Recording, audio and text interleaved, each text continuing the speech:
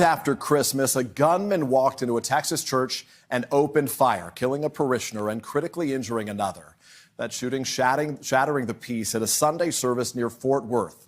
The terrifying moments caught on camera as that service was being live streamed.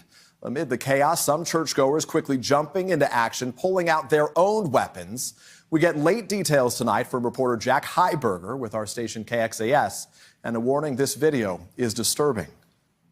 It happened in the middle of church service. This live stream showing the gunman approach someone standing at the side. He then pulls out what appears to be a long gun and fires, shooting two people. Another churchgoer pulls out his own gun and fires back, taking down the gunman. Terrified parishioners dive for cover, some fleeing the church, others moving toward the downed gunman, their own guns drawn. The shooting happened at West Freeway Church of Christ in the town of White Settlement, Texas, just outside of Fort Worth. 911 calls about gunshots started to come in just before 10 a.m. We're going to need help with patient care. Tragically, the person shot by the suspect died at a local hospital. As we stated, the suspect is deceased. Governor Greg Abbott today issued this statement in response. Our hearts go out to the victims and families of those killed in the evil act of violence that occurred. I am grateful for the church members who acted quickly to take down the shooter and help prevent further loss of life. Places of worship historically have always been under attack. They're easy targets.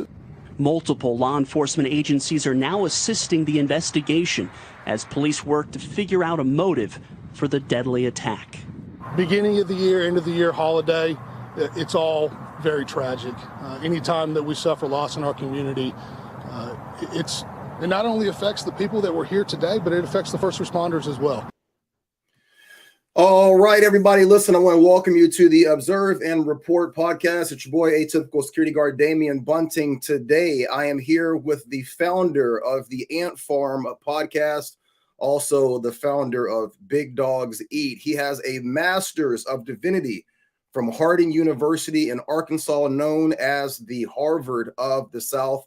Ladies and gentlemen, from McAlmont, Arkansas, my man, good friend, old school schoolmate, Mr. Anthony Powell. What's up, home dog? Oh, man, what's going on, Dame? What's up with it, bro? That's quite the intro, right? Oh, yeah. Hey, I love that, man. I love that.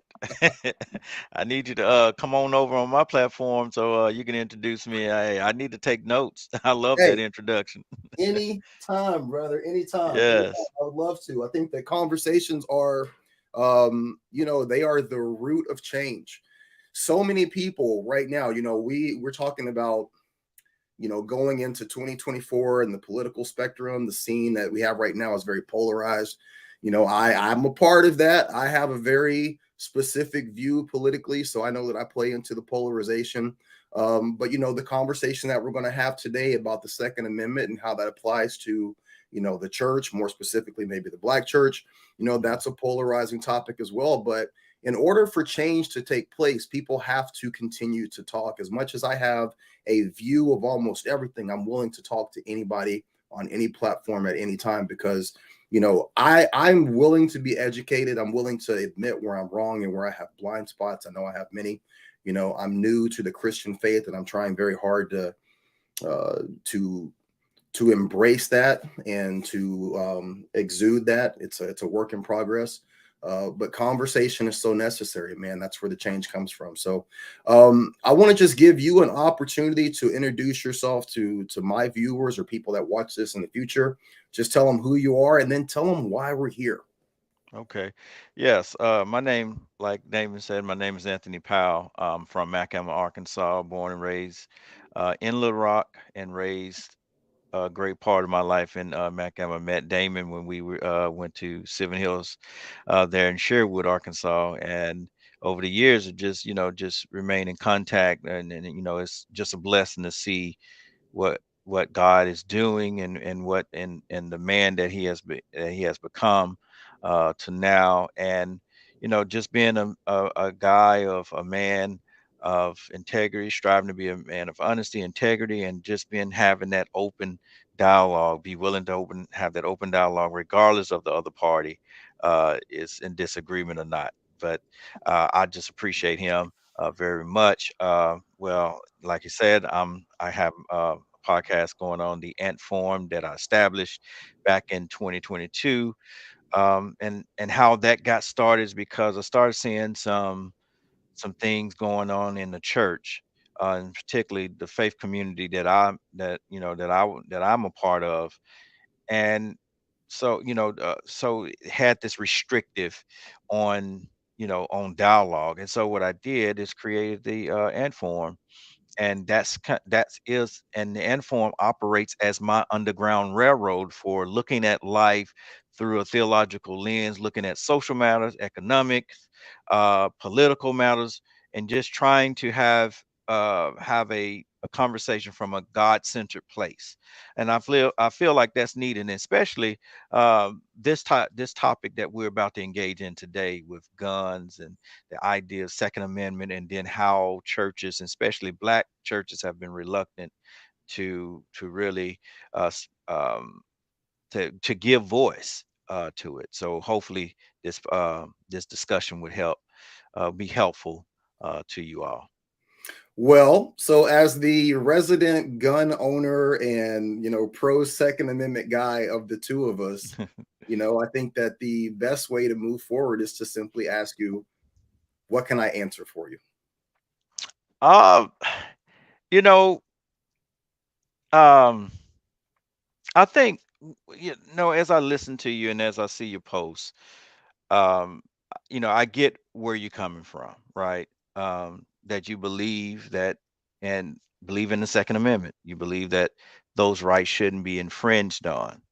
um and I'm of a firm believer as well.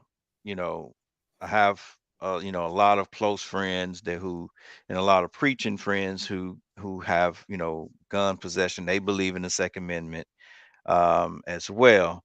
um, but this is not per se a question to you, but something for us to grapple on, is that um, when do we make room for the other, right? How do we make room for the other? The other Because what?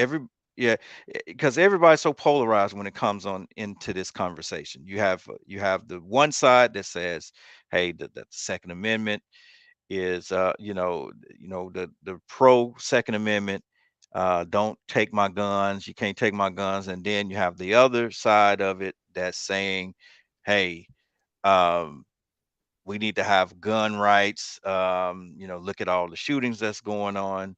So from your perspective, how do we find a middle ground, or how do we begin, in your estimation, how do we begin to come together to where we can decide, come to like an understanding to where, hey, yeah, second, yes, there needs to be some type of gun rights, but how far is enough?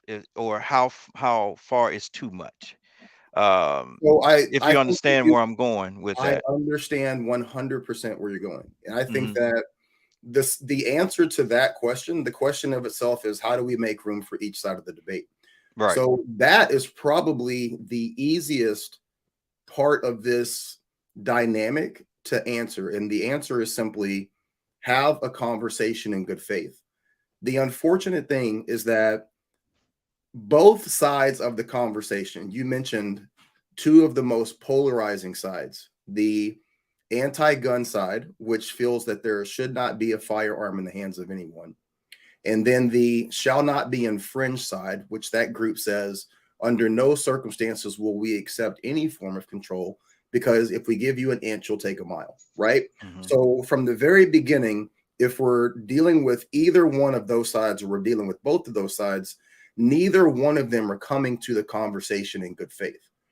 You and I both know, in a marriage and in a relationship, if your wife is upset about something, even if you don't believe that how she views the situation is 100% accurate, or if you don't believe that she's justified in where she's coming from, if you come to that table with anything less than a good faith heart to have a dialogue and figure out where she's coming from, how she sees the situation, and how you, as the man of the house, can facilitate a better understanding of where she's coming from so that you guys can move forward. At the end of the day, your stance might not change on whatever the conversation is, right?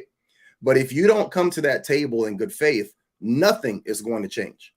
And we have not had a conversation around the Second Amendment. We haven't had a conversation around what is leading to mass shootings. We haven't had a conversation about the reality of where our country is in terms of immigration, in terms of people's idea of accountability, in terms of public safety, in terms of police response. There are 100 million different things that are a part of the conversation. And when the topic comes up, neither side is coming to the table with the good faith desire to find a solution. And unfortunately, Anthony, like, there's no solution on either side of this debate that is going to be 100% that is going to be 100% able to solve the problem. So what's the main problem? The main problem is we don't want mass shootings on one side. I don't think either side wants mass shootings, right?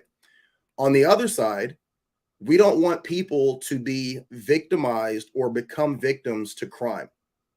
So if we try to eradicate gun ownership in some mythological idea to stop mass shootings, that is going to lead to people continually being victimized or being victims of crime. But if we take the idea that we can't put any regulation on firearms, then that is going to lead to people who are going to perform mass shootings to being able to get those firearms in a much easier way. So we have a problem that we can both agree on. But we have to come to that conversation willing to say, look, I'm going to have to give something, you're going to have to give something, because ultimately we want to come to a solution that works for everybody. But unfortunately, that's not happening.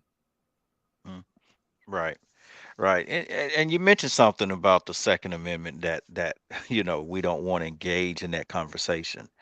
And I think because we don't really understand the context of how the Second Amendment came to be in the first place.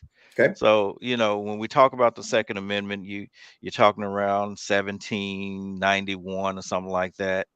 Yeah, And it 14, I think it's 14 years after the founding of the country. So right, 1776, we're looking at like, right. 1791, I believe. Yeah, 1791, because I believe the Constitution was passed 1788 or 1789, something like that. So even when the Constitution was passed, no amendments. It was passed with no amendments attached to it. Mhm. But you got to look at the context. In any situation, I like to go back and like, okay, what is the context Mhm. of it all? And you're dealing with even when you mention the founding of the nation, 13 colonies, they were all divided. They was all at odds. I mean, it's very divisive. And so what trips me out, Damon, is that when I read stuff, uh, like a person kneeling for the flag and people make comments, this country that's divisive or something like that. And I'm like, when have we ever been united as a country? This country has always, if people just go back and read and follow and read the writings and stuff of the founding fathers around when the union was being established. I mean, it was very divisive. And so around this time, when you get the Second Amendment, there's always this threat of, or this fear that the federal government would interfere with the states. Mhm. And so you get the Second Amendment in there to kind of protect the states from federal control. Well, Uh, Anthony, I think mm, that, when you look at the passage of the Second Amendment to the Constitution, you only need, and I don't say this to you, I don't mhm, say this to you to be disparaging to you personally. I'm saying this right. to anyone that argues against the basic understanding of the Second Amendment. You only have to have a sixth grade understanding of why the Constitution was written and what the context was around the idea of the Constitution. If you have a sixth grade understanding of the fact that the colonies wage a war against the British Empire for their independence. Now, why do they do that? They feel that they are unfairly being taxed. They feel that they're unfairly being persecuted. They don't have the ability to have their own religious freedoms. a very basic understanding of this. So when you get to 14 years after the war, who fought in the war? The people. There was no standing army in the United States because there was no United Mm-hmm. States. You had a militia of the colonies that Mm-hmm. takes on the strongest empire in the entire world. The average everyday citizen, the farmer, the the Mm-hmm. blacksmith, and we're talking about the context of Mm-hmm. what happened in that time, aside from the other side arguments that people will bring up, and we can get into those. But Yeah. if you have a basic understanding of, okay, Mm-hmm. the colonial people decide to rise up against the British Empire. They wage Mm-hmm. war against the empire for their own independence. The average everyday citizen, the average everyday person joins this militia, this hodgepodge group of people, and they Mm-hmm. fight for their independence. Why would they write in their founding documents that the right to bear arms shall not be infringed and is so important to the militia? Because they had just utilized their own right to bear arms. Now, when they were Mm-hmm. under colonial rule in Britain, only the upper class, only the elites had access to firearms. And at that time, firearms, I don't want to say it was a relatively new technology, but it Right. wasn't something that the everyday average person had when you're talking about living in the United Kingdom.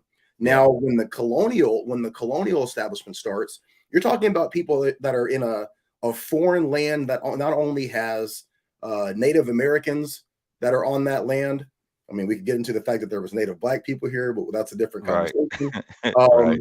But you're Right. talking about a uncolonized, inhabited by natives, inhabited by animals, all types of an environment that the colonial people didn't have control over. So they had access to those firearms. By having access to those firearms, they're able to utilize those to wage war against the government. But as they're establishing what will be the United States government, they're very aware of the fact that there is this two-tiered system of the elites and the Mm-hmm. everyday average citizen. And as they're Right. creating what they see as their future government, they wanted to ensure that they didn't have to be in a situation Mm-hmm. where their government could impose upon the future Mm-hmm. American citizens or Yeah. have the tyranny of the British elite.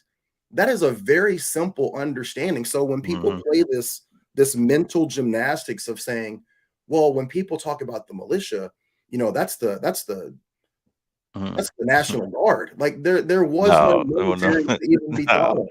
no. And then just to add to that, Damon, is that um, what the federal government started doing, they started centralizing and trying to the elites. George Washington and them, they was on the side of the elites. Yeah. And people, Alexander Hamilton and all those guys, most of the founding fathers, they were on the, trying to really keep that two tier from the beginning. And what they started doing, it started every time there was like a little hint at some type of rebellion from the populace, from the people that you're talking about, right? The farmers and common folk, they would form federal armies to go and destroy them. And so now comes the Second Amendment. And I'm glad we're having this conversation to establish this context, because a lot of people you know, this uh don't know this stuff, or don't take the time just to, like you're saying, it's out there, right? Just got to Well, read it.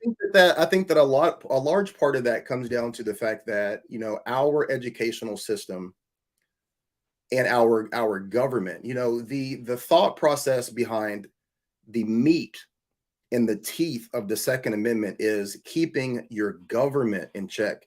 The gun Hmm. community, let me just say this. Yeah. Over the last 30 years, the gun community has made a huge mistake that is ultimately coming back to bite us, because the conversation to not be lumped in with mass shooters, to not be lumped in with common criminals, to not be a part of the conversation of people who are irresponsible with firearms, we have allowed a conversation to establish that the Second Amendment is about hunting, or the Second Amendment is about sports. And I'll tell you where this comes from. The second that the first assault weapons ban was brought into the conversation in the 90s by Joe Biden, just want to throw that out there, the gun community, in order to distance itself from the assault weapons conversation, they started saying, look, this is not a assault weapon. This is a sporting rifle. This is the most common sporting rifle. It's a rifle for people to use for target practice. It's a rifle that can be used in hunting. The conversation became a nonsensical discussion about how the AR-15 is used. Okay. And in order to not have a very, very difficult conversation, the gun community, the pro-gun people, started having a conversation about the usage of the AR-15, where the conversation should have always been about the validity and the importance of the Second Amendment. If we're having a conversation about firearms and whether or not, I've got a AR-15 right there. If we're having a conversation about whether or not an AR-15 is an assault rifle, then we're not talking about the most important conversation, which is the Second Amendment is not up for debate. That should have been the conversation from the beginning, because now, as the AR-15 has become the rifle of choice that gets kind of lobbied back and forth as a hot potato on either side of the equation, we have been caught up in fighting for our right to own an AR-15. We've gotten caught up in the right to be able to own an assault weapon, when the conversation is always and should always have been around the right and the inalienable balance of the Second Amendment. Shall not be infringed just simply means shall not be infringed. That means you can't infringe on whether or not I own this. You can't infringe on whether or not, I own this, right? I can own whatever I want, because the conversation was never about what I can own. The conversation was about whether or not I can own it in principle, and that's been well established. So the tough conversation, I want to say this last thing, and I'll let you jump in. The tough conversation is this: you cannot talk about firearms ownership without talking about it from reality. What is the reality? This is meant to kill. A lot of gun owners, and a lot of gun owners in Congress, a lot of gun owners in media and in culture do not want to have that conversation. Just let everybody know this is clear and empty. This is meant to kill. That's what it's made for. It's not made for target practice. It's not made for sport. This is made to kill someone. Now, the conversation needs to be about the justification and the justifiable use of that. Right. Unfortunately, Anthony, there are horrible people in this world. There are people that are willing to break into my house and your house. There are people that are willing to rob and harm us outside of our home. There are people that are willing to do unspeakable things to our family. And we have to be able to protect ourselves. And we haven't even gotten to the conversation of foreign invasion. We're looking at the Ukraine right now, where Russia has rolled in, right? We're looking at Israel, where Hamas on a Saturday executes terrorist activity all across Israel, kicking in the doors of normal citizens who, by the way, based on their own government, were not able to have firearms to protect themselves. And in both of these conversations, whether we're talking about the Ukraine or we're talking about Israel, you and I, the everyday average American citizen, we are spending our tax dollars to now outfit Israeli citizens and Ukrainians with this and with the other gun down at my feet. Our tax dollars to a group of people who do not have a Second Amendment. They do not have the inalienable right written in their Constitution to have access to firearms. But our government is willing to say that we have an established right to have our inalienable right to firearms, but that is under scrutiny and under attack and up for debate. However, as an American citizen who has that right, I am now responsible and you are now responsible to outfit people in both of those theaters so that they can protect themselves where their government would not allow them to do it beforehand. Mm-hmm. Make that make sense. I wish I could make it make sense, you know, because we always know that, hey, you know, laws are always being twisted and turned in favor of those who are in power when it benefits them. So, with the instances that you mentioned about us outfitting the Ukrainian government and also the Israeli government, and then yet, they don't have any Second Amendment, but here we are, have to, we're fighting and tossing, and we're seeing clearly that all of that talk goes out the door. It does. Uh, so then you like, what is this really? What is this thing really about? You know, My opinion, Anthony, is that, it's about control. mhm, We're dealing with a very interesting dynamic here. I'm gonna go off on a side thing here. okay, In Portland, during the pandemic and during the backlash from the George Floyd situation. So here in Portland, you had this huge uprising of riots after George mhm, Floyd, where all across the country and throughout the nation and even across the world, people were calling for transparency and accountability from the police department. Now, mhm, historically, here in Portland, the Portland Police Department has been corrupt and has been a part of some really heinous actions in terms of its relation to marginalized groups, the Black community, mhm, poor, disadvantaged people. There's a long history.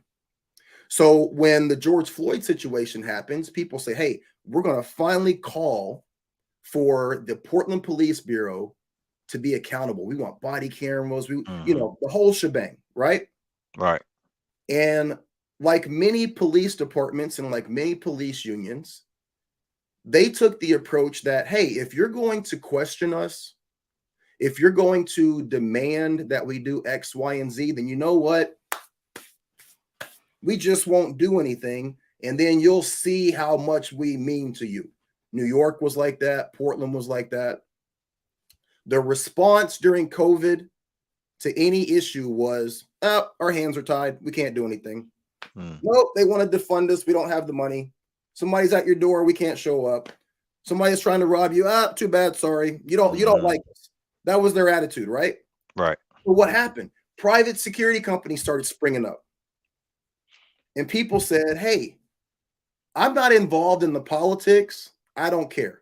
You got a problem, I got a solution. You need help, I'll be there. Homeless person on top of your business, I'll be over there to remove them. Somebody breaking into your business, I'll post up with a firearm and keep them out.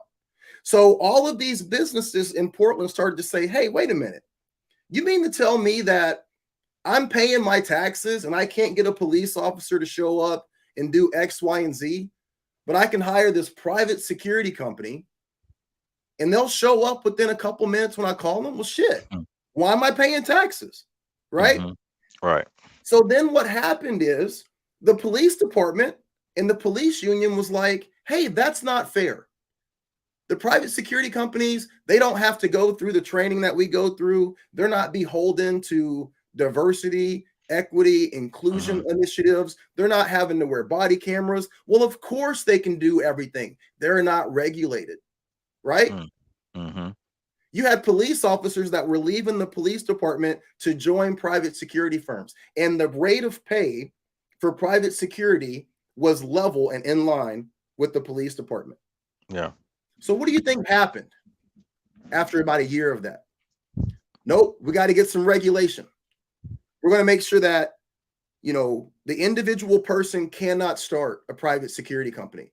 The security company can only operate if they have this much of a bond, if they have this much money in their bank account, if they've got 7 years of tax return records, just they have layered and put so many things in place that the average person will not be able to do security. The only people that will be able to afford to provide security in Portland are going to be Securitas, Allied Universal, these box stores that have very, very, very low level service.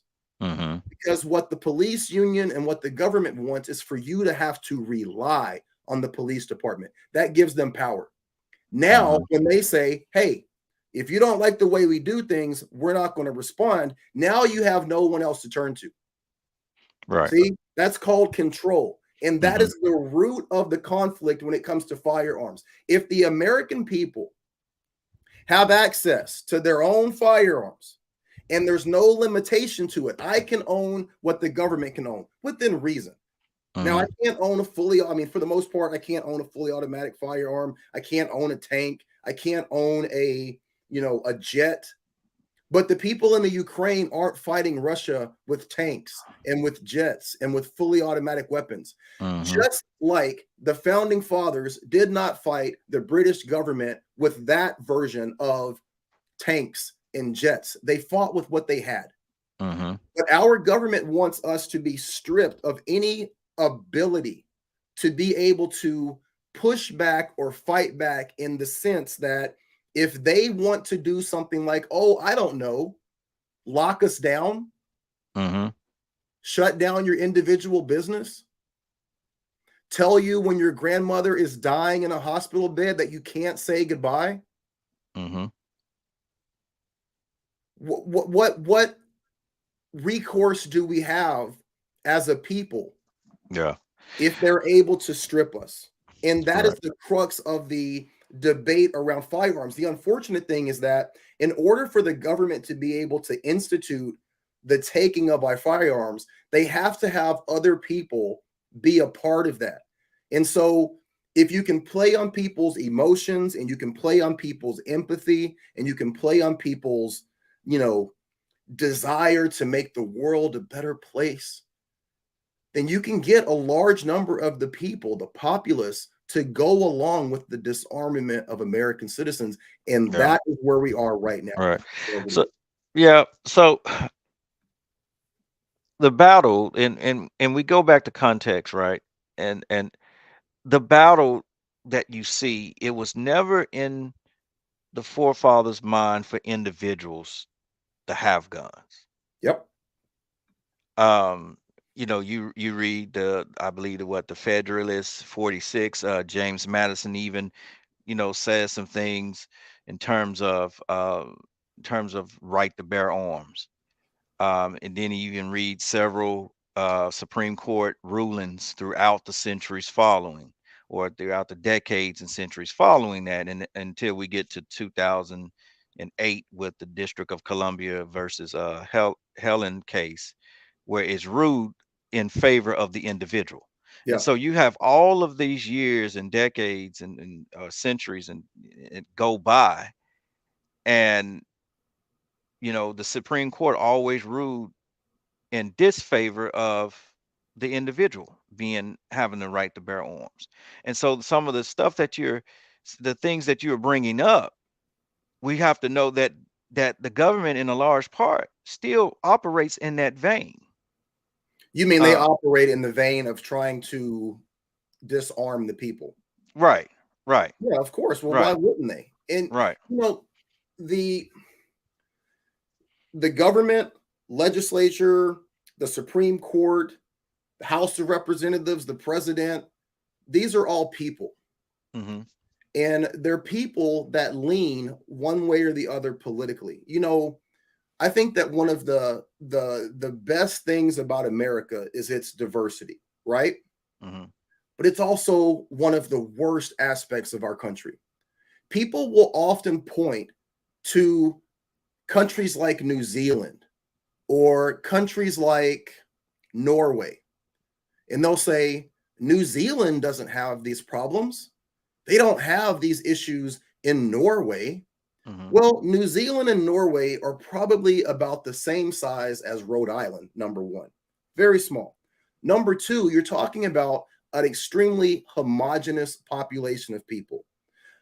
A homogenous population of people in terms of their ethnic makeup, of their socioeconomic standing, of their Mhm. religious beliefs. What do we have in America? Millions of people from hundreds of different places Mhm. with different religions, different ethnicities, different levels of socioeconomic backgrounds. Not to mention the fact that we live in a country where whatever you believe is right is right. Whatever you believe is true is true. We Mhm. can't even agree on what a woman is. So, Yeah. how can we have anyone, regardless of what level of society they're in, all the way up to the Supreme Court or the president, where we can all agree that the Constitution is paramount, the Constitution matters, and that the Bill of Rights is something that is unshakable. In Mhm. any other area of homogenous thought, homogenous people, they would say, hey, this is our founding document. You go Mhm. to China, I mean, you go to, I don't want to say China is a communist country, but you go to most countries with a homogenous demographic, they can all agree that their founding document is the bedrock and the principle of their existence. And we don't have that here in America. Mhm. So it's no wonder when you get a Supreme Court that says, during this 5-year span, we feel this way about the Second Amendment. During this Mhm. 20-year span, we feel this way about it. You see that with things like abortion. The way that the Supreme Court felt about abortion for the last, 30 years is different than how it feels about it now. But we really, in all honesty, Anthony, we shouldn't even be having these conversations when it comes to our rights as Americans. Mhm. The second that and this is where people really get it twisted, the second that we allow the Second Amendment to fall, everything else is on the table. Mhm. Everything. The only thing that allows freedom of speech, the only thing that allows the Third Amendment, which is not to have to quarter soldiers or allow people to come into our home and take our resources, the only thing that backs up illegal search and seizure, the only thing that says that we don't have to incriminate ourselves or that we have a right to a speedy trial, all of that is backed up by the Second Amendment. The second that the Second Amendment is gone, everything else is on the table. And that's what people who push for anti-gun policies don't understand. It's all Mhm. good. It's all good until it's your issue, Mhm. right? And the fact that we're able to sit here and have this conversation on this podcast, that won't be something that's available if we don't have the ability to back up our right to do this. Yeah. Yeah. And I see your point with the Second Amendment. And and like we talked, we've exchanged messages and prior to this. Uh, my thing is, I don't like to see any laws, anything passed that marginalize people of another group. Um, even with when you mention even abortion, right? If people, I think that as a man of faith, and as I look at and read scripture, God never does anything to jeopardize the free will of humanity Right. or interfere. And so as a pastor and as a preacher of the gospel, I need to honor that. And that's what you don't you see people and it all goes back to this thing of controlling, Yep. as you mentioned. And so I'm a person that believe that needs to be some type of gun control, but not at the extent to where it marginalize another group. I believe in gun ownership. I believe that you should have weapons to protect your house, the home, and stuff. I believe in responsible gun ownership, and I think that's a conversation that we haven't took the time to flesh out. What does that mean? right, with this idea of responsible gun ownership. And you see people just toss out all kinds of, you know, crazy stuff, even on both sides. Yeah. But really having that conversation to flesh out, okay, what does this thing mean about responsible gun ownership? I think that Uh, responsible gun ownership means that you are responsible for what happens with that firearm. We have already on the books, there are thousands. I used to have the number, but I don't have it in my head. I'm getting old. But, we have thousands of gun laws. mhm, Murder is already illegal. Aggravated right. assault is already illegal. Robbing someone is already illegal. A firearm is a tool. This is a tool. Mhm, There's not something called responsible hammer ownership. It's just mhm, understood that this is a hammer that has a very specific purpose. Now, if I were to take this hammer and do something egregious with it, I'm going to be held responsible. That's mhm, all you have to do. If I do something egregious with this hammer, prosecute me accordingly. That's the end of the discussion. We don't have to have, you know, rules and laws created around what length my handle can be or the size of the mallet or whether or not it's made of wood or steel. It's already illegal for me to harm somebody with this already. mhm, So if I'm an American citizen and I have the right to own that hammer, you don't need to regulate the ownership of that hammer. You don't need to mhm, tell me anything about that hammer. The rules and the laws are already there. If I do something egregious, prosecute me. What we're mhm, trying to do with gun control and what we're trying to do with the thought of responsible gun ownership is we're trying to usurp free will. And I am so stoked that you brought that up. How you said, listen, I'm a Christian, but, and I'm paraphrasing, I'm a Christian, I'm a man of God, and I have a certain belief based on my faith, but I don't want to take away someone's free will to do right or wrong because that's between them and God. And you're not God and I'm not God. mhm, Our government and anti-gun group organizations are trying to play God. What they're trying to do, and I think that for some people, it's coming from a good place. They're mhm, saying if we can just regulate the hammer, if we can get rid of it, or if we can, shorten the handle and shorten how small this is, we can stop the problem before it happens. We can play God and we can keep anyone from having to feel the force of being hit with this hammer. mhm, But unfortunately, we can't do that. We can't do that. And in order to even make that attempt, you take away my opportunity, the person who's never hit anybody with this hammer, to have this hammer. Does that make sense? mhm. We Yeah. are taking away the only people who are willing to abide by not harming someone with this hammer are the same people that are going to ultimately say, well, I guess I can't buy it, or I guess I better turn it in, or I guess I better register it. Because at its core, in order for me to be the kind of person who doesn't harm somebody with this, that means that I have to be a what? A law abiding citizen. So if I'm a law abiding citizen, I'm going to do, by the very nature of that term, what is right in terms of this hammer. Mhm.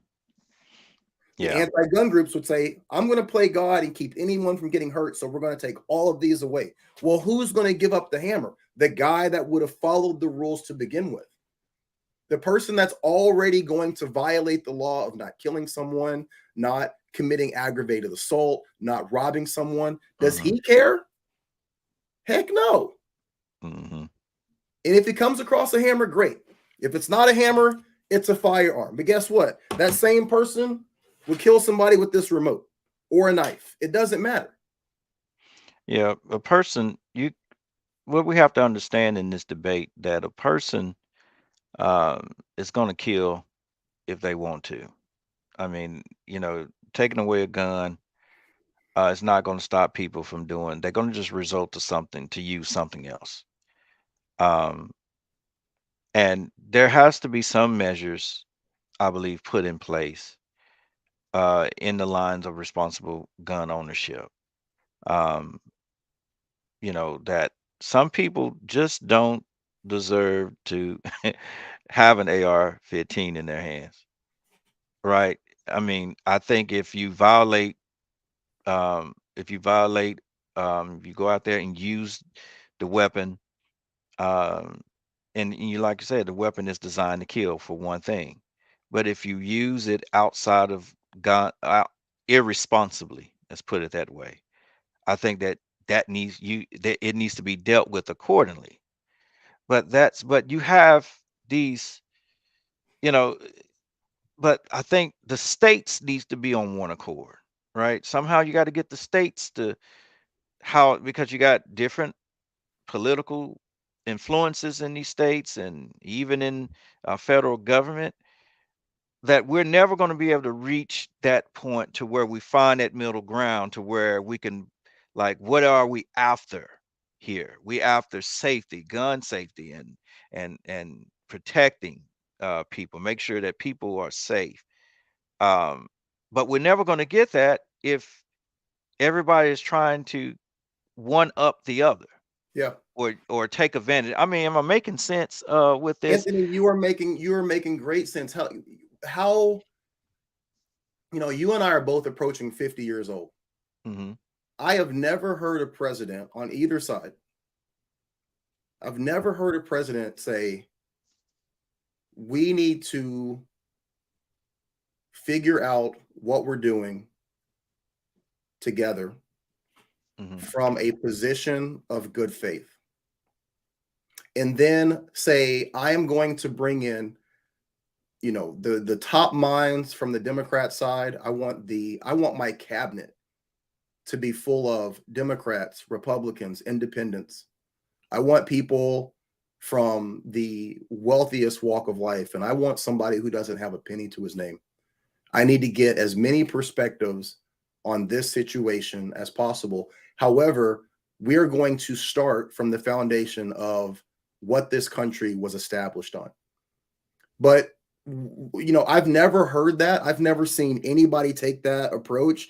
I know that if I'm just going to assume from what I know about you, Anthony, if you took over a church and that church was in absolute disarray, they were fighting, it was being torn at the seams, right? What Hmm. would Jesus do? You're going to come in. I'm just going to assume you're going to come in and go, all right, what kind of church is this? This is a Baptist church. What is the foundation of the Baptist church? What is the foundation of the Southern Baptist church? What are the tenets? How did this whole thing get started? Okay, let's all take a deep breath. Let me get Deacon so and so, and let me get, Miss so and so and Pastor so and so, and let's sit down and figure out what was the bedrock of why this church was established to begin with. What is the Hmm. bedrock of Christian faith? Let's start with that, because that kind of stuff is not subjective, it's objective, right? Right. It's written. Hmm. You got the Bible, you got the 10 Commandments, you have the papers. Like you can go and find the foundation of Christianity, the Baptist church and the Southern Baptist church, and probably find the writings of the people that started that building where you're at. And if nobody could agree, if everybody was at each other's throats, if everything was falling apart, you would take a deep breath as a leader and just go, okay, let's get back to basics. Let's get Hmm. back to basics. And no one has done that on the political side across the spectrum of any aspect of what we're talking about. Whether we're talking about firearms or we're talking about, the country's budget, our involvement in other things, no one has just said, why don't we just take a deep breath, get back to basics, and start from scratch? But what we Hmm. keep doing is every administration comes in, passes more bills, passes more laws, creates more legislation, takes away more rights, diverts one issue into another issue. No one is just saying, look, this thing is it's a ball of Christmas lights. Yeah. Sometimes you just gotta Hmm. just stretch them out, find what's broken, and get back to basics, man. Hmm. Right. So, yeah. Um, you just we just we're just at a point to where my truth has to trump your truth. Um, and we, and we got to get to a place to where we're willing to really sit with each other, not not just for the antics and all of that, but just really sit with each other and just go at it and, hammer it out with this one goal, with a goal in mind that this is where we want to reach. We may not agree on every single thing, but let's make the main thing, and we'll get there. Um, this thing is coming unhinged quickly, and like I said, I tend to stand on, try to look at it all, figure this stuff out. I'm not a gun expert whatsoever, but I do feel that we cannot, in one respect, we cannot keep on going the way that we're going. Let me ask Uh, you a question, mhm. Anthony. If Go you ahead. if you were to take the polarization of this one topic, let's just stay on this one topic. If you Okay. were to take the polarization of this one topic, if you were a betting man and you were to read the tea leaves, where does this thing end up if we don't get it under control? Oh, total meltdown.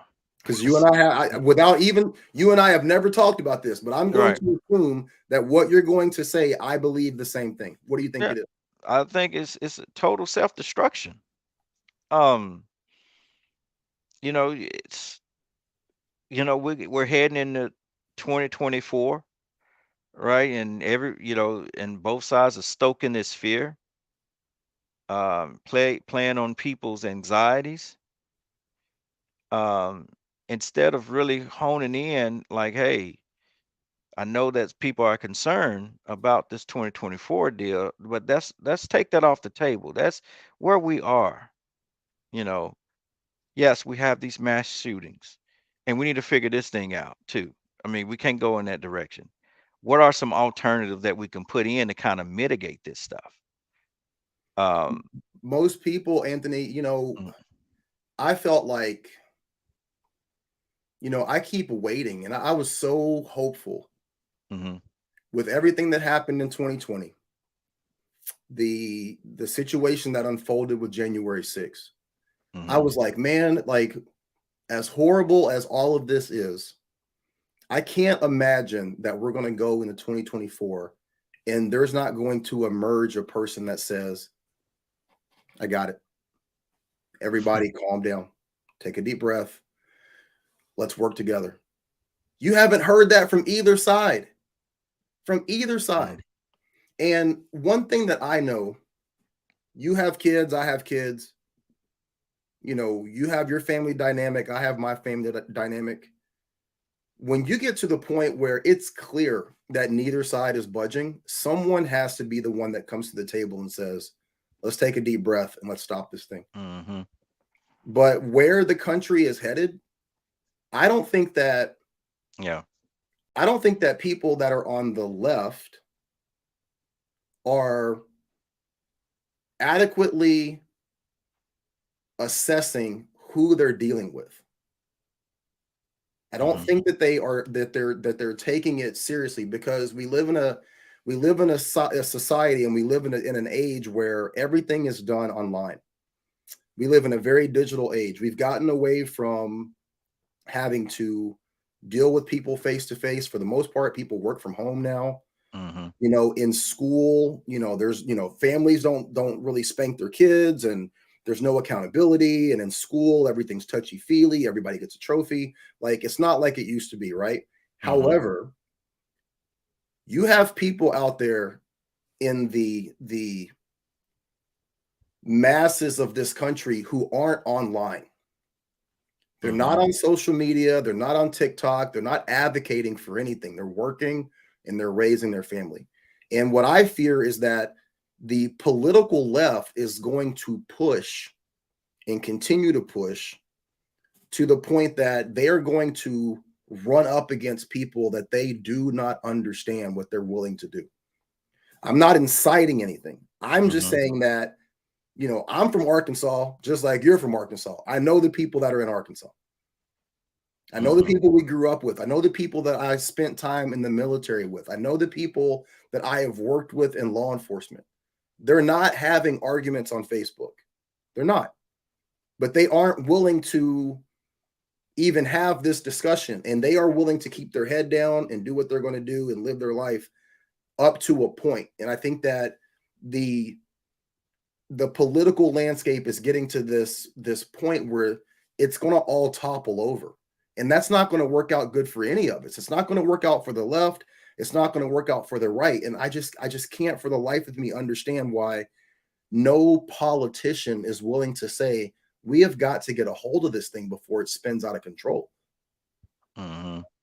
Yeah, I mean, it's just, um, it just goes back to the history of this country, and it's been divisive since its birth, and so nothing that's happening today is really shocking to me, um, especially when you go and understand when people take the time and look at how this thing got established even in the first place. Um, you know, as we read in history, at some point, every great nation, country, empire eventually falls. And maybe we're looking at the twilight, maybe we're in the twilight phase um, of this nation. I mean, that's a possibility. I mean, you got to look at that as well. Yeah. Um, so, what can, you showed the video of the church there, Church of Christ, I think, what, the Freeway Church Uh-huh. of Christ. Yeah. Um, and you had members um, coming to the protection. If you had laws in place that prevented that, that probably would have been a lot of deaths um, in that facility, more deaths than it was. Yeah. Um, and I think as ministers, preachers, when we talk about we need to stop looking at people in the pews from two extremes. Either we look at them from soulless bodies or bodiless souls. And we got to really start considering the body and the environment that people exist in. Um, I think that, hey, you probably need to have some members there who've went through training, who are good citizens and stuff, that are on staff to protect uh, the people. I think that you have a lot of ministers do a disservice to their congregation if they're teaching against gun ownership or against protecting the flock. Um, I just, you look and you look at scripture. I think scripture backs what I'm saying. Luke 22. Yeah. Now, Jesus says, but now he who has a mhm, money bag, let him take it, and likewise his knapsack. And he who has no sword, let him sell his garment and buy one. right. That is So, that's the word of Christ. yeah, yeah, yeah. But we have to be careful with that Luke passage. I would encourage us to look at other passages. Okay. I would look at Esther chapter 8, you know, as the people the Persian king sends out an edict to wipe out the Israelites. And but they send Esther, uh, they convince the king to send out another edict for to arm the people to protect against the empire from wiping them out. Um, and so you see then that God is in support of people protecting themselves. Mhm. You see, even in the case of Second Samuel, chapter 2, with Abner, Commander Abner, and it's a crazy story where they in battle. Abner is fleeing, and Joab's brother is in. I think Asahel is running after him, and uh, he tells him, "Hey, dude, you don't want this smoke. Go and try to fight someone else. This ain't what you want." And Asahel keeps on pursuing him.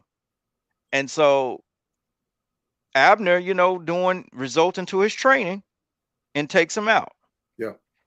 Now he's not immediate. Now later on in the narrative, Second Samuel, Abner gets killed by Joab, but that's because he left the city of refuge. So it wasn't that he was, he was innocent in protecting himself. And you see that God makes provisions for people to protect themselves. Now we go to Luke 22. Now a principle can be taught from that passage about God's provision for people to protect themselves. um I would say contextually it has more to do about the fulfillment. As Luke writes, he sees that this Christ is fulfilling what Isaiah writes about in Isaiah 53, I believe, 53:12, Yeah. with this servant. So that's why I say I kind of caution against the, Well, if you Anthony, want. let me ask you Mhm. this. How did David defeat Goliath? He Oh, used the AR-15 of his time, a slingshot with 5 smooth stones. yeah. Now imagine in that situation, and this is the great conversation that I would have with anyone who would push back Hmm. against the importance of firearms ownership within the church. If someone had stepped out and said, "Oh, no, no, no, no, you can't have a slingshot. That's too much firepower. No Hmm. slingshots. Matter of fact, here, take this mallet that I just took from Damien." We Hmm. don't have that same story. We don't have that same outcome. It blows my mind, no pun intended, Hmm. that with everything. Listen, when it's cold outside, what do you do before you go out? Oh, you layer up. You grab your jacket. Why? Hmm. Why do you do that?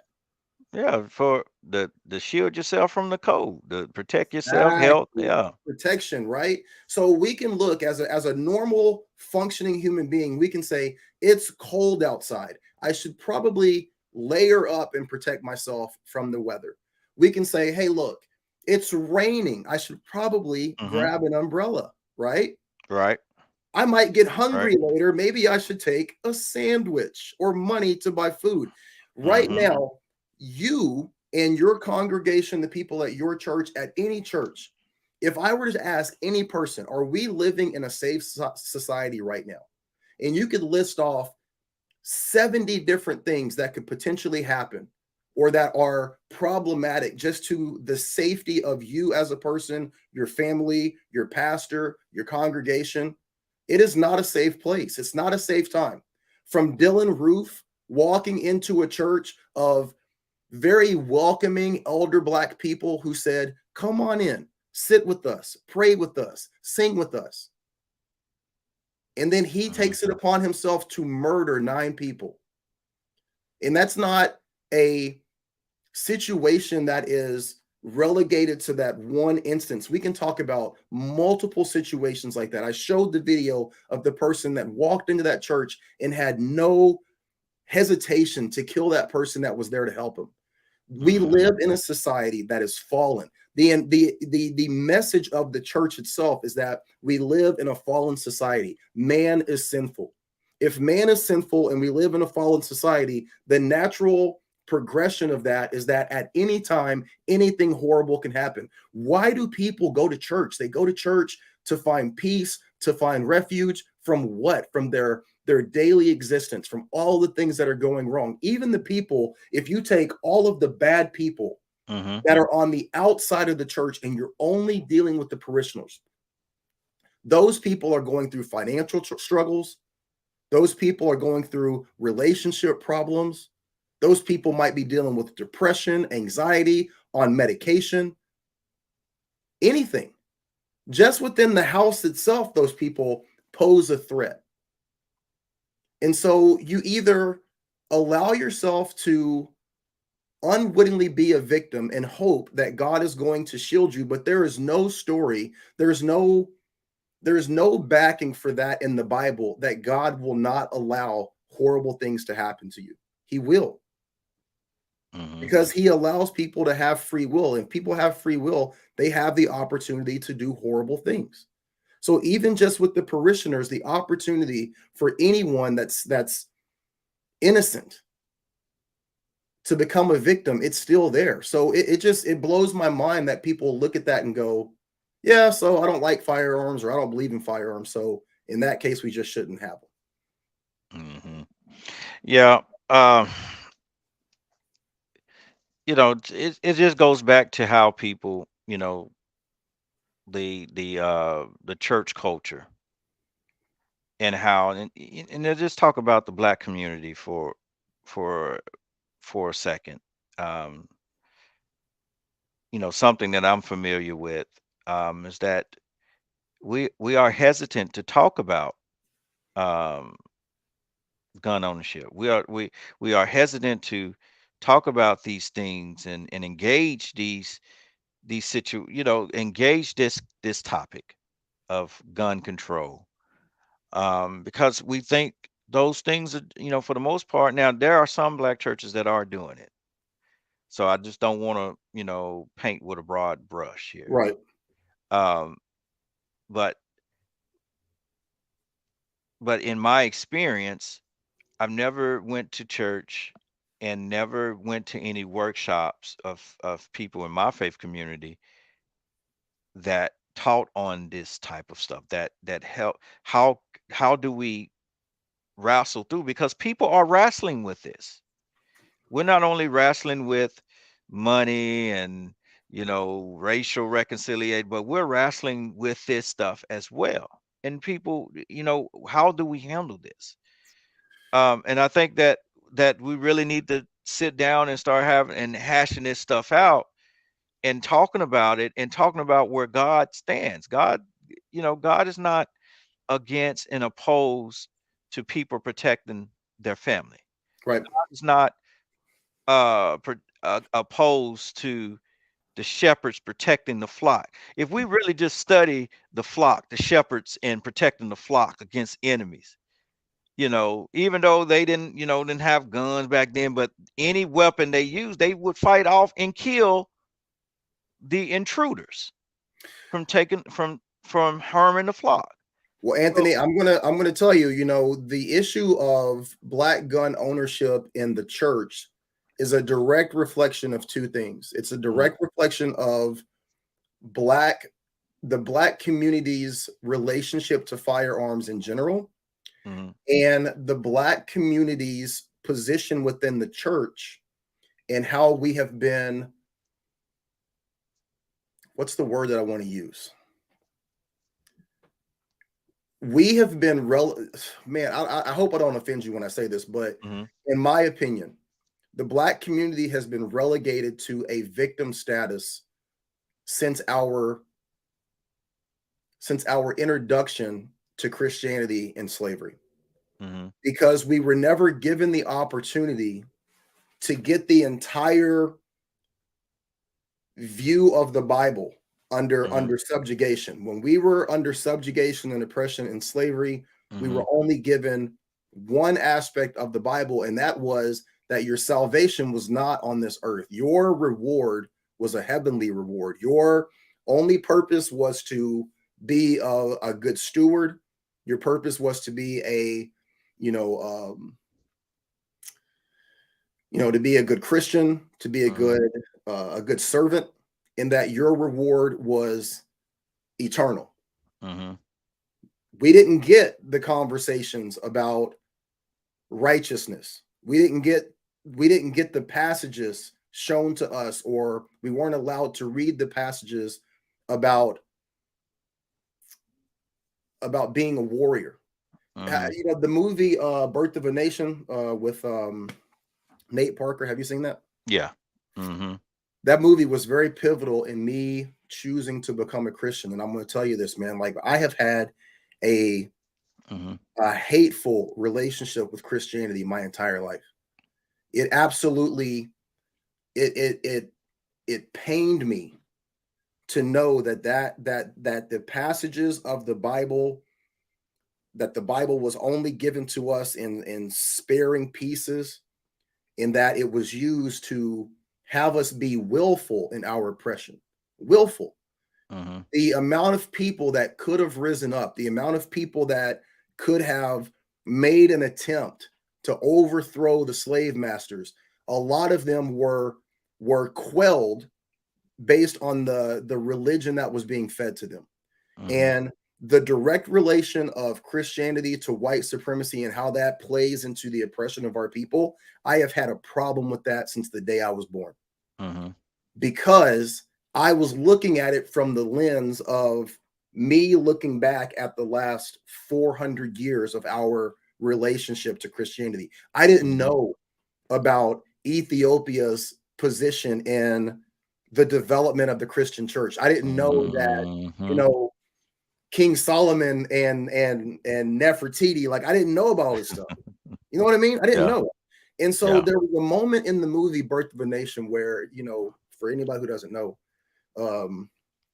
Nat Turner is a slave, but he's touched by God. This is a true story. He's touched. He is able to preach the gospel in a way that it touches people like nobody else. And so at a young age, the slave master takes Nat Turner, and they realize his ability to be such a great orator and a preacher, and they start training him to do this in the understanding that he will be able to control any future uprising by being able to speak in a way that people follow what he's saying, and he's going to give them the pieces of the Bible that he's allowed to give them, right? But he starts to understand the entire Bible. I don't know if he was given a Bible or if he found one. I don't know what the situation was that led to that, but there's a moment in that movie where he's going verse for verse with this white slave owner, and the slave owner's like, oh, well, you know, you got blah, blah, blah, blah, blah. And then Nat is like, no, the Bible says this. And he's saying parts of the Bible that he's not supposed to have any knowledge of, right? Right. And that scene is so powerful. He goes to this plantation where there's all these slaves, and they're getting a little restless. And they say, you know, Nat, you've got to go and preach. You got to calm these people down, man. He goes out there and he talks about that verse of sing a new song. And that is such a powerful moment, man. It's so powerful. Dude, I saw that and I cried like I've never cried before. Yeah. Understanding that the Bible, it is for us. And that salvation, it is for us. It's for all of us. Like, it's not the way that man has controlled that message, and how man has, in a very short span of time, when you look at the entirety of history, right, on a timeline, the entirety of history, our interaction with the Bible and Christianity on American soil is a blip on the radar. And so when I realized that, from that moment on, man, it just changed my entire perspective. So Black people have to understand that we have to unlearn some of that, and we have to also come to terms with our position as owners of firearms in this country and how historically that has been viewed. We haven't always had the ability to own a firearm. Firearms ownership in slavery was forbidden. In Reconstruction, it was forbidden. In Jim Crow, it wasn't necessarily forbidden, but it was de facto forbidden. When you and I were kids in the 90s, a black person with a gun, that was going to cost you, right? And our relationship to firearms now, we don't have the same relationship as my white friends growing up.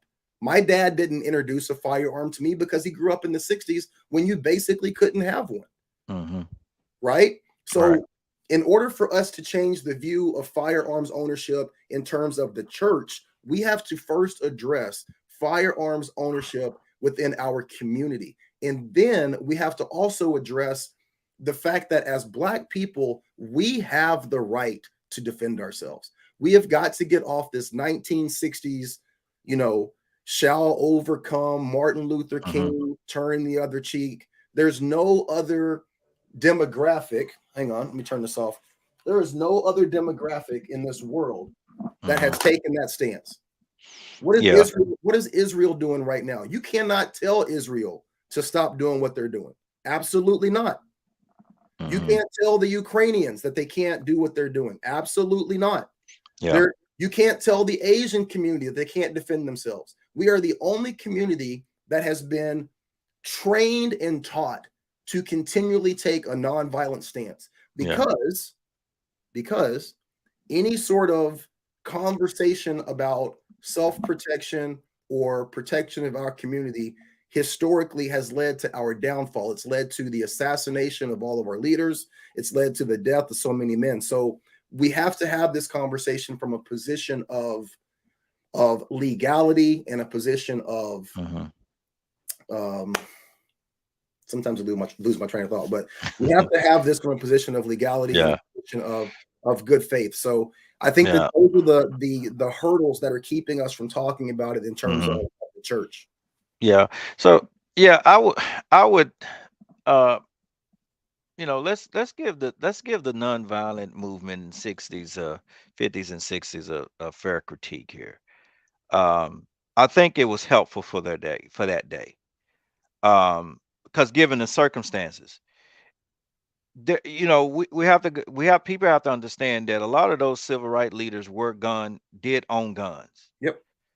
Even the Reverend Dr. Martin Luther King Jr. But I think that but they couldn't move like the white counterparts could move, right? Absolutely. Absolutely. And so they had to take this other approach, of resistance. Now, I think the issue was when you had people like Malcolm X come, and then the Black Power movement in the mid 60s come to prominence, that even within that circle, it didn't make room for the other. You needed all of that, right? Yeah. You needed all of that. And that's what I'm saying, that we need to make room for the other, because there's moments where we need to take this other resistant approach, and then there's one where we need to bear arms to resist And if need be. you said that right from the very beginning. That was the first thing that you said, Anthony, is that we have to make room for each other. We have gotten to, man, within our own community, we don't make room for each other for anything. We don't allow Black people to dress different or not be into certain things, or hell, you can't even say that you don't know how to play spades. You don't know how to play spades. Yeah, yeah, you ain't getting invited to the barbecue if you can't play spades. From the time that we came over here in slavery, we have been divided. That's how we ended up in this situation. We are, unfortunately, to our detriment, we are a tribal people. We're tribal. We were tribal on the continent of Africa, and that's how we ended up over here, capturing and selling each other. And we have continued to be tribalistic all the way into 2023. Our churches are tribal. Our schools, my daughter just graduated. Shout out to her. She graduated this past weekend from Murray State. And congratulations. Thank you, bro. But you know what was sad, man? Let me tell you something that was sad. All these kids are graduating. All these Black kids are graduating. They had a like a multicultural ceremony for the Black females and the Black guys that were graduating. They were on some competitive shit with their sororities and fraternities. Like, each person that went up to get their, they got like a mock diploma at this ceremony. When they would go up to get their diploma, my daughter, she's a Zeta. And the Deltas were, hissing and making, just doing crazy shit. Yeah. And then when the Delta girl got up, the Zetas were hissing. And it's like, the Alphas go up and get their stuff, and the Qs are rolling their eyes, and the Qs go up and get recognized, and the Kappas are rolling their eyes. And I'm like, really? Like, y'all are exceeding the expectation of our people right now. You got people going to grad school, you got people getting their doctorates, and here it is. They're still on this tribal. We don't get down with y'all because y'all the light-skinned girls. We don't rock with y'all because y'all the dark-skinned girls. We don't, y'all the brolic alpha football players, and we're the smooth, you know what I mean? Like, we're still tribal even to this day in every aspect of our society. So the only way that we can make some changes, man, is to have these conversations. I think that I don't know of anybody that's had this conversation. I haven't seen it, and I scour for this kind of conversation and this kind of topic. So yeah, maybe this is the start of something, dude. Yeah, maybe the start of something. And I appreciate you having me on here. Hopefully that you invite me back. I hope I didn't piss you off and stuff. But no, I don't get pissed off about anything, man. I'm yeah, like I said, that when it comes to this topic, and we have to be honest, uh, especially with how we are influenced with scripture. We need to rid ourselves of this white Eurocentric thought of thinking about God. There's other models that we could be using, that we don't lean into when it comes down to home structures, leadership models, social models. It's always because you mentioned um, the movie "What the Birth of a Nation," right? Yeah. And scriptures, there were specific scriptures given to slaves with all of anything about liberation and the Exodus. All of that stuff was cut out, and so they was only ingrained and internalizing all those years. They obey your master. That's right. Work. And even though we've come out of that bondage, but our minds are still bonded. We're still in bondage. And and thinking about my education and stuff, it's been mostly in predominantly white institutions. Seven Hills, went to college and stuff, and even seminary, predominantly white institutions.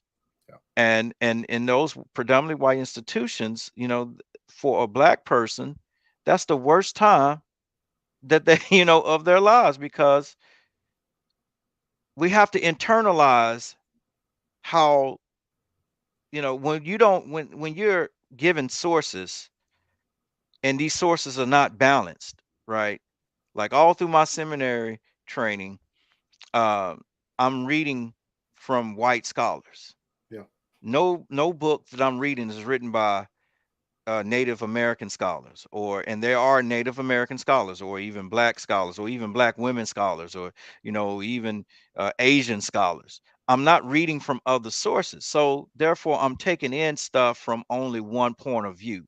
Yeah. But in my research papers, I think I made some of my professors upset, because I started in going out and looking at other sources to counterbalance all of this stuff out, so that I wouldn't come out one way of thinking. You Yeah. know, um, so I think that we need to start. We need to rid our minds of the stuff that we are pouring in. Now, if I'm only pouring in my mind information from the left side and not paying attention to the right side, then I'm only going to come out with ideologies of the right, of the left. Absolutely. If I'm only pouring information from the right side and not the left side, then ideologies are going to be right. Uh but here's the thing. Now, there are some people I just don't listen to. I just can't stomach them. I I understand that. Yeah, they just bad for my health. I understand. But I tell people, there are some good if we're talking politically, there are some good sound Republicans out there. Yeah. And I tell people, there are some good sound Democrats out there. Um but it's just that you just have to, like, pay attention to both sides. And if you're going to implicate one, you have to be willing to implicate the other. Like, if you're going to implement Hamas, then you have to implicate the Israeli government, Yeah.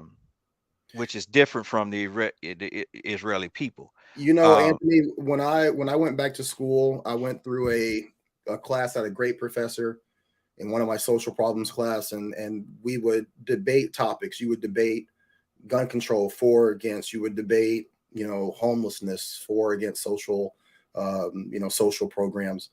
And he had a quote from Eckhart Tolle that said, "Seek first to understand, only then to be understood."